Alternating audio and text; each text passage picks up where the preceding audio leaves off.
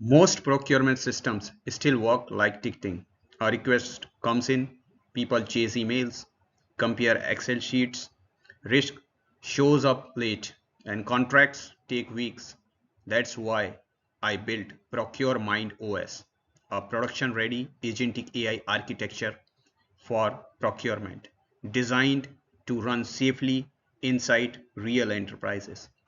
It combines knowledge graphs plus dual retrieval like CRAG and self-RAG to ground decisions in evidence, then uses a specialized agent workforce for sourcing, vendor risk, compliance, negotiations, and contract intelligence. Before anything executes, an independent evaluator plus guardrails checks evidence, coverage, and policy rules. And high impact actions go through human approval. Once approved, it can surely execute into ERP systems via APIs with full auditability, observability, drift detection, and retraining loops.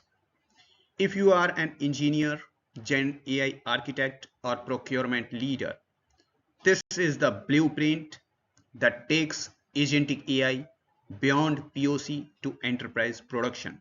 Thank you.